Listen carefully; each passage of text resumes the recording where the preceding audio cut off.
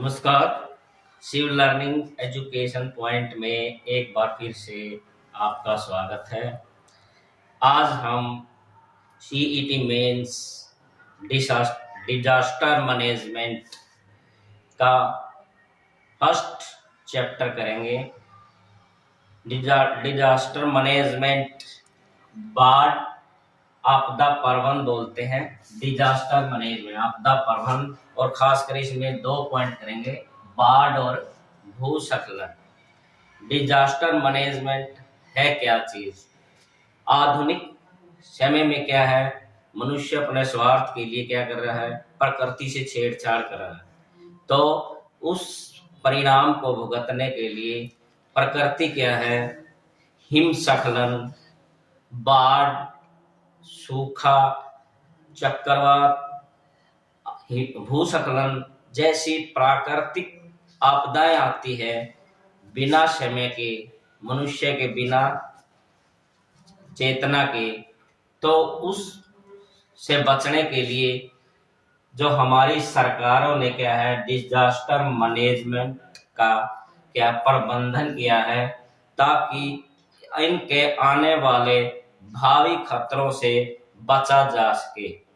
सबसे पहले 2005 तक आपदा प्रबंधन, 2005 तक आपदा प्रबंधन किसके अधीन था?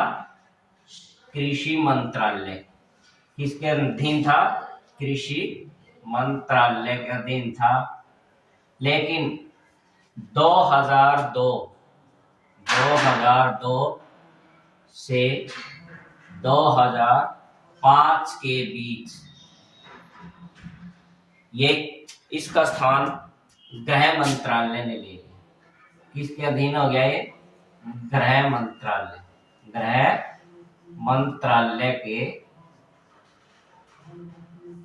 मंत्रालय के अधीन हो गया। इसके अंदर क्या क्या आता है? बाढ़, सूखा,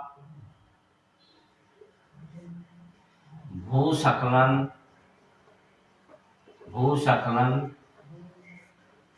हिमस्खलन,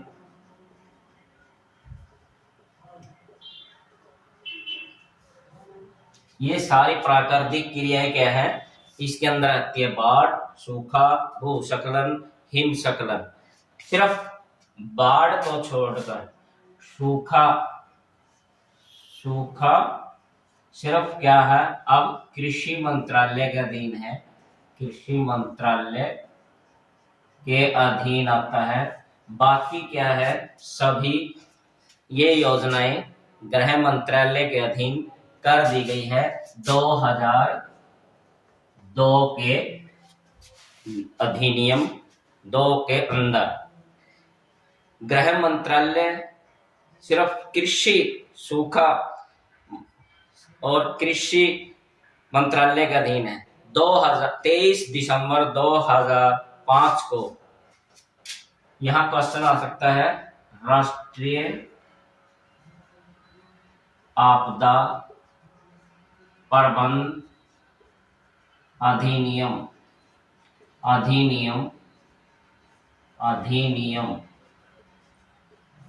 कब लागू हुआ?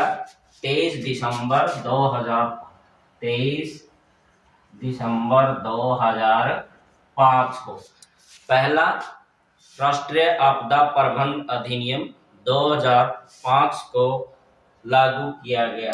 इसका उद्देश्य सिर्फ क्या है, जो आपदाएं आती थी उससे बचने के लिए कानून पास किया गया। वह कैसे इससे प्राकृतिक आपदाओं से बचा जा सके, उसके दुष्परिणामों से कैसे मनुष्य या प्रकृति को बचाया जा सके। इसकी 2 योजनाएं हैं, केंद्र और राज्य स्तर पर। केंद्र स्तर पर क्या है, पीएम राष्ट्रीय आपदा प्रबंधन का प्रतिनिधित्व देखते हैं, और राज्य स्तर पर सीएम राष्ट्रीय आपदा प्रबंधन का कार्यभार। फिर उसके बाद है राज्य केंद्र स्तर पर केंद्रीय आपदा प्रबंधन क्या है? केंद्रीय आपदा प्रबंधन का गठन किया गया है। और राज्य स्तर पर राज्य आपदा प्रबंधन का गठन किया गया है। और जिला स्तर पर क्या है? DDMA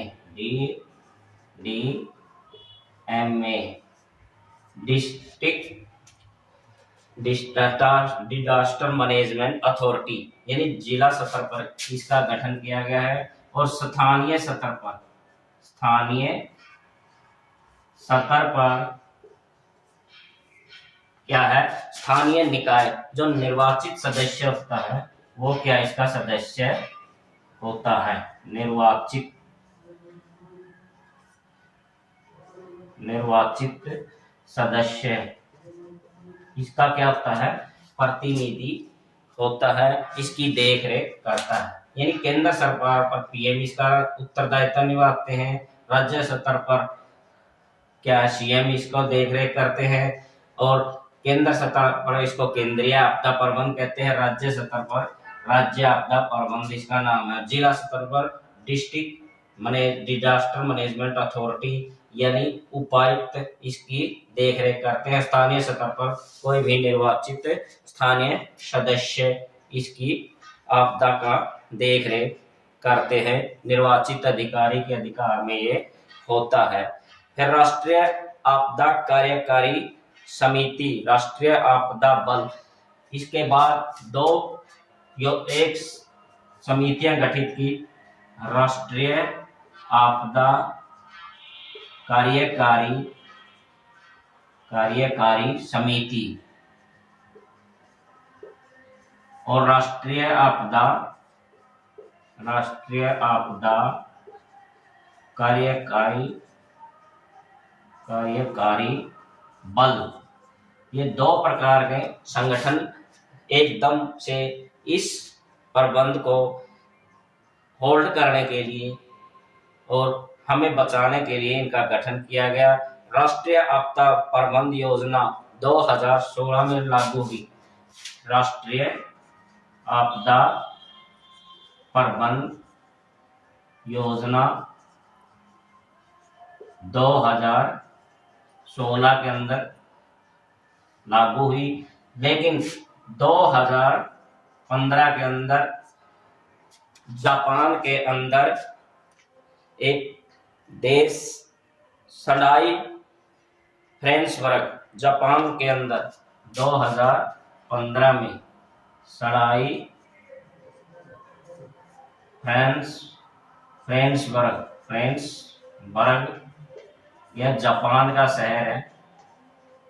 187 देशों ने यहाँ पर क्या है इस प्रबंधन से निपटने के लिए पहला अधिनियम पास किया, जिसे 2015 में सडाई से फ्रेंचबर्ग योजना कहते हैं। और उसमें भारत पहला देश था इस योजना को स्वीकार करने वाला। इसको स्वीकार करने वाला भारत क्या था? प्रथम देश बना। किस योजना को? 2015 में राष्ट्रीय आपदा प्रबंधन योजना 2016 में लागू हुई थी, लेकिन इसकी नींव क्या है? 2015 को सडाई फ्रेंचबर्ग जो जापान का शहर था उसके अंदर बना दी गई थी।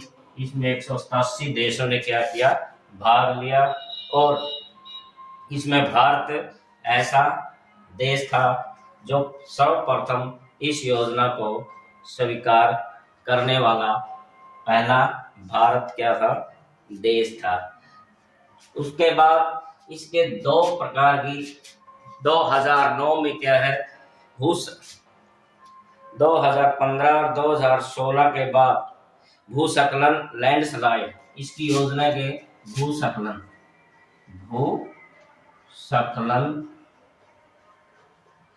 ये है। भूस्खलन क्या होता है कि भूमि की गुरुत्वाकर्षण शक्ति के कारण जो क्या है जड़ें होती हैं भूमि की, यानी पर्वतों की। कहाँ से होता है भूस्खलन? पर्वतीय इलाकों, पर्वतीय क्षेत्रों में ज्यादा होता है।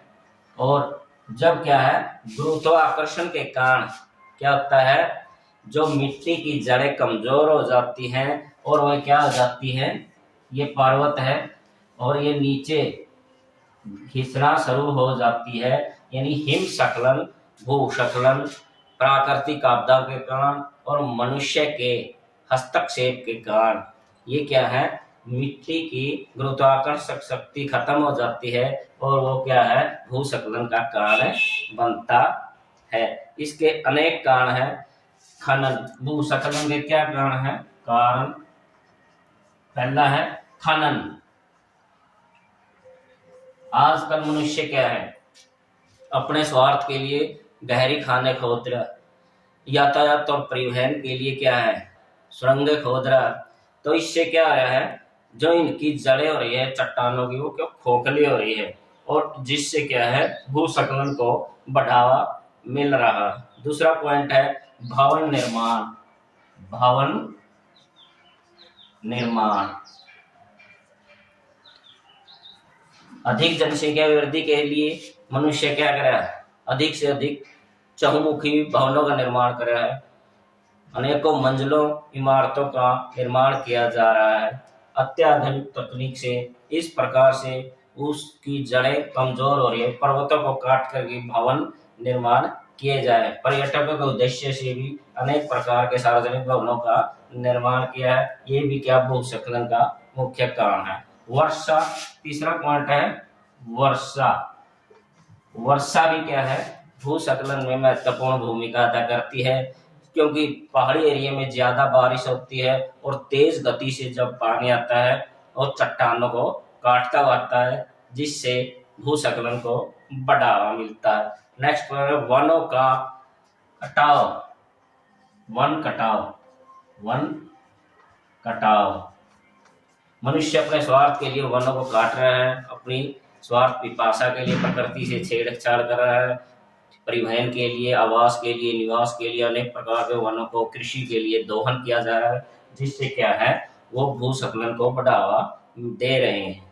सड़क और रेल मार्ग।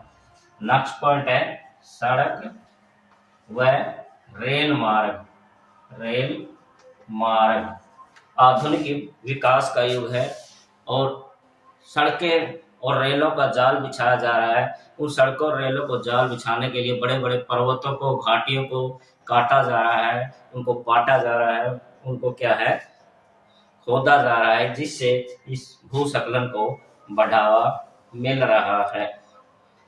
इसलिए हम नवीन हिमालय क्षेत्र, कौन कौन से ऐसे क्षेत्र हैं जहां ये भूस्खलन होता है? नवीन हिमालय क्षेत्र, नवीन हिमालय में, हिमालय क्षेत्र के अंदर पश्चिमी घाट, पश्चिमी घाट के अंदर और मध्य भारत के अंदर, उत्तर पूर्वी भारत, उत्तर पूर्वी भारत, ये ऐसे क्षेत्र हैं जहां पर क्या हो रहा है, इसका भूस्खलन ज्यादा मात्रा में हो रहा है। अब है उपाय। भूस्खलन को रोकने के लिए उपाय क्या करेंगे? उपाय है, नंबर 1 है सीढ़ी नुमा खेती। सीढ़ी नुमा खेती या समुच्चय जुताई, समुच्चय जुताई। जो हम क्या है, सीढ़ी नुमा खेती बनाते हैं पहाड़ी एरिया में, तो क्या है, सीढ़ी क्या था, ऐसे समुच्चय जुताई करके हम खेती करेंगे तो जो ज्यादा पानी आता है अधिक स्पीड से पर्वतीय क्षेत्रों में, वो थोड़ा रुक रुक के आता है, जिससे भूमि कटाव कम हो जाता है और भूस्खलन को रोकने में मदद मिलती है। वनों पर रोक, वनों की कटाई पर रोक, वनों की कटाई पर रोक। यह ज्यादातर जो वन काटे जा रहे हैं, अवैध खनन हो रहा है, खनन पर रोक, अवैध खनन पर रोक। तीसरा पॉइंट है अवैध खनन पर रोक। इस प्रकार के हम अवैध खनन पर रोक के माध्यम से अनेक प्रकार से भूस्खलन को रोक सकते हैं। पेड़ पौधे लगाकर, ज्यादा से ज्यादा पेड़ लगाकर, ये भी इसका पॉइंट बन सकता है। अधिक से अधिक पेड़ पौधे लगाकर अधिक से अधिक पेड़ पौधे लगाकर भी हम क्या है, भूस्खलन को रोक सकते हैं। अब बाढ़ है, नेक्स्ट हमारा बाढ़ क्या होता है? बाढ़ होती है जब किसी नदी तट का, झील का या जलाशय का या सरोवर का, ठीक है, जो अपने तटों को तोड़कर जल, हमारी प्राकृतिक वनस्पति और मनुष्य को क्या है, हानि पहुंचाता है, उसे क्या कहते हैं? बाढ़। तो बाढ़ क्या करती है? जब जलाशय और झील, तालाब आदि का पानी अधिक वर्षा के कारण अपने तटबंधों को तोड़कर क्या मैदानी इलाकों में या प्राकृतिक को हानि पहुंचाता है, वो बाढ़ का मुख्य कारण होता है। ये ज्यादातर बाढ़ कहाँ आती है? गंगा और ब्रह्मपुत्र का डेल्टा। क्या आती है? गंगा और ब्रह्मपुत्र क्षेत्र में और पूर्वी भारत क्षेत्र में और पश्चिमी घाट जहां पर ज्यादा बारिश होती है, वहां पर क्या है? बाढ़। महानदी गोदावरी कृष्णा क्षेत्र में, महानदी गोदावरी कृष्णा और कावेरी, इन क्षेत्रों में क्या होती है? ज्यादा बारिश होती है, बाढ़ें आती रहती हैं और ये काफी विनाश को बढ़ावा देती है। बाढ़ आने का कारण क्या है? मुख्य पहला पॉइंट है इसके अंदर भूस्खलन। यानी जब खेती है हमारी या भूमि है, अधिक वर्षा के कारण क्या है, वो उसकी जड़ें कमजोर हो जाती हैं, वो बह जाती हैं, जिससे वो अपने तटबंधों को क्या है? नष्ट कर देती हैं। अत्यधिक वर्षा, अगला पॉइंट है अधिक वर्षा भी क्या है? ज्यादातर जब ज्यादा बारिश होती है मानसून के समय, उस समय क्या है? अनेक जलाशय, झीलें अपने उफान पर होते हैं, ये बाढ़ का कारण बनते हैं। और तीसरा पॉइंट है मिट्टी कटाव। ज्यादा वर्षा के कारण मिट्टी कटाव जलाशय में समा जाती है और जिससे उनका जल स्तर बढ़ जाता है। हिमस्खलन, अगला पॉइंट है हिमस्खलन भी क्या है?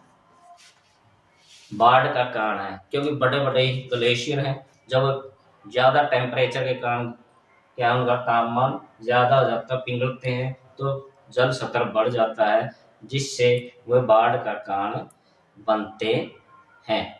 फिर उपाय, इसको रोकने के क्या उपाय किए जाते हैं?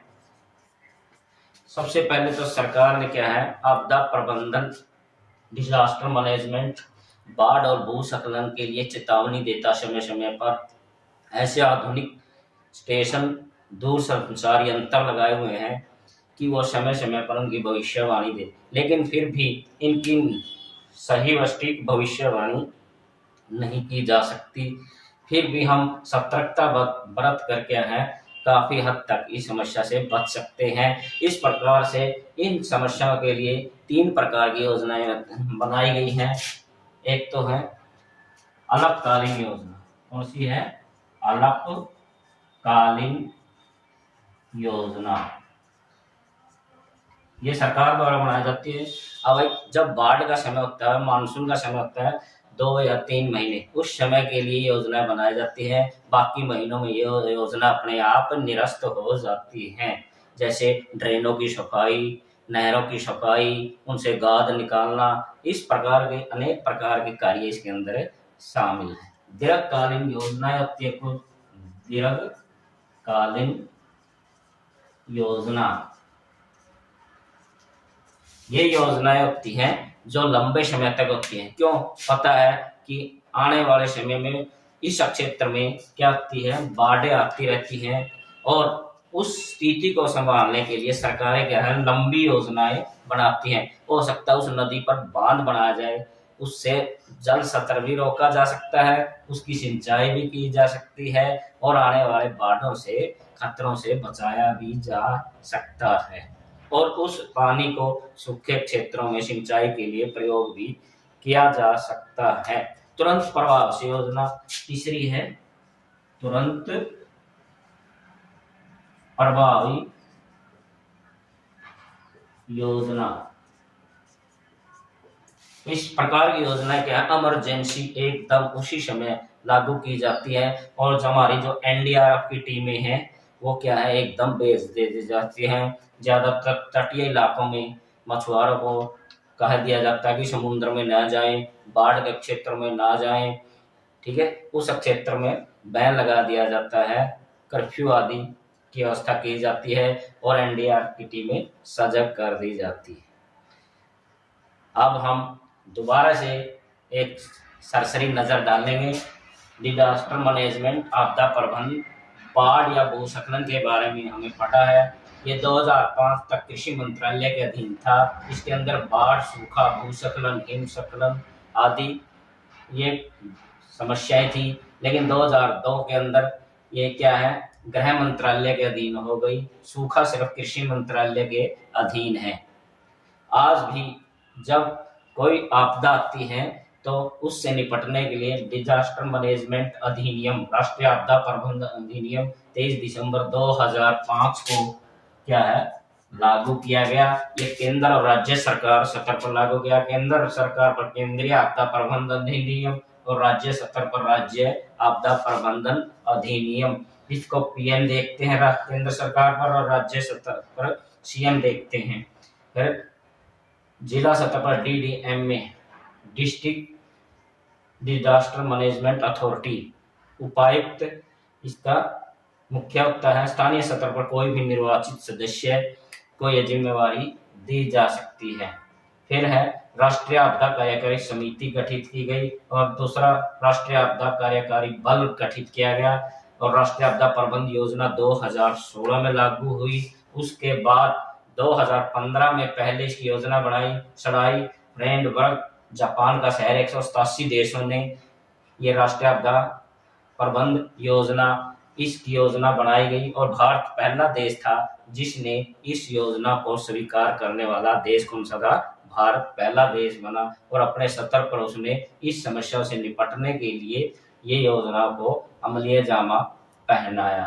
अब उसके बाद है बाढ़ और भूस्खलन। भूस्खलन क्या आता है, जब मिट्टी की जड़ें होती हैं, गुरुत्वाकर्षण कमजोर हो जाती है प्राकृतिक कारणों से या मानव कारणों से, वो क्या है, घिस कर क्या है, टूट कर और कट कर नीचे जमीन में धंसनी या जमीन में मिलना शुरू हो जाती है। ये इसे भूस्खलन कहते हैं। कारण क्या, अधिक खनन, अधिक भवन निर्माण, ज्यादा वर्षा, वन कटाव, और सड़क और रेल परिवहन, ये सभी कारण इसके लिए उत्तरदायित्व है। और इससे बचने के क्या उपाय हैं, क्या हमें क्या है, कटाई पर रोक लगानी चाहिए, वन खनन पर रोक लगानी चाहिए, अधिक से अधिक पेड़ लगाने चाहिए। उसी प्रकार बाढ़ क्या है, जो कोई जलाशयों का, सरोवरों का और झीलों का पानी अपने तटबंध को तोड़कर प्राकृतिक को हानि पहुंचाता है, मनुष्य को हानि पहुंचाता है, उस समय क्या है, ये बाढ़ का कारण बन जाता है। इसके कारण क्या है, अधिक वर्षा, मिट्टी कटाव, हिमस्खलन, वनों की कटाई, रोकने के उपाय, अधिक वन लगाना, और जानकारी। सरकार समय समय पर क्या है, अनेक प्रकार की डिजास्टर मैनेजमेंट की सूचनाएं जारी करती है और अनेक प्रकार की योजनाएं बनाती है। जैसे अल्पकालीन योजनाएं बनाएगी कुछ समय के लिए, दीर्घकालीन योजनाएं लंबे समय के लिए, और तुरंत प्रभाव से योजनाएं उनसे निपटने के लिए सरकार बनाती है। धन्यवाद। कृपया चैनल वीडियो को लाइक करें और चैनल को सब्सक्राइब करें ताकि हमें भविष्य में और भी वीडियो बनाने के लिए मोटिवेशन मिलता रहे। धन्यवाद।